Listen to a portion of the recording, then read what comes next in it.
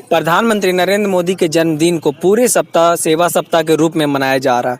इसी अवसर पर बिहार प्रदेश भाजपा प्रवक्ता प्रेम रंजन पटेल ने बिहार की जनता की ओर से विशेष रूप से बधाई और शुभकामनाएं देने के लिए शुक्रवार को प्रेस कॉन्फ्रेंस किया। प्रेस कॉन्फ्रेंस का आयोजन मुंगेर जिला अध्यक्ष राजेश जैन के नेतृत्व में बड़ी बाजार स्थित कंचन सदन में किया गया।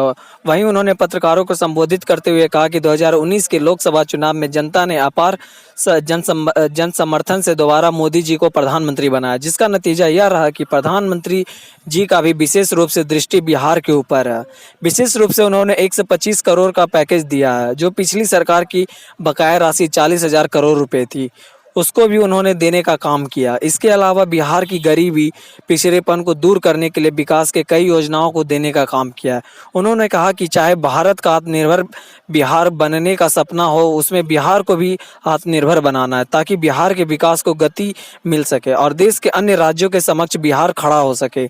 जिन योजनाओं का लाभ प्रधानमंत्री के द्वारा गाँव, गरीब, किसान, मजदूर को मिलना प्रारंभ किया है, उसका सर्वाधिक लाभ अगर किसी राज्य को मिलता है तो वह बिहार जैसे पिछड़े राज्य को मिलता है और मिलता आ रहा है। उन्होंने कहा कि विशेष तौर पर इसके लिए प्रधानमंत्री जी का आभार व्यक्त करते हैं और उनके जन्मदिन पर बधाई देते हैं। उन्होंने कहा आगामी जो बिहार विधानसभा का चुनाव है, उसमें हम फिर से एनडीए की सरकार बिहार की जनता ने जो बनाने का मन बनाया है, उनके जन्मदिन पर तोहफे के रूप में देने का काम करें।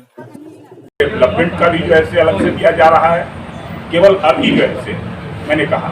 इसके अलावा जो पहले से जो ऐसी योजनाएं जो उनके द्वारा स्वीकृत की गई है, कुछ मैं आप सब लोगों को बताना चाहता हूं। इसलिए इन योजनाओं के माध्यम से भी बिहार को जब वो विकास की गति को तेज करने का काम, दुगनी तेज, एक तरह से कहें कि बिहार की गति को दुगनी तेज करने का काम नरेंद्र मोदी जी ने किया है, तो हम लोगों का भी दायित्व बनता है और बिहार की 12 करोड़ जनता की ओर से हम लोग उनको उस जन्मदिन पर बधाई और शुभकामना देते हैं। और आने वाला जो विधानसभा का चुनाव होगा, उस चुनाव में एनडीए को बिहार की जनता ने मन बनाया है कि पूरी मजबूती के साथ एनडीए की सरकार को बना करके और प्रधानमंत्री के हम हाथों को मजबूत बनाने का काम करेंगे। आप देखेंगे कि अभी जो योजनाओं का उन्होंने प्रारंभ किया, शुरुआत किया है, उसमें किसान सम्मान निधि का जो अब तक का है, उसमें करीब जो है 71.72 लाख करोड़ लोगों को, बिहार के लोगों को लाभ मिला है, जिसमें 6,000 रुपया प्रति किसान प्रति वर्ष दिया जा रहा है।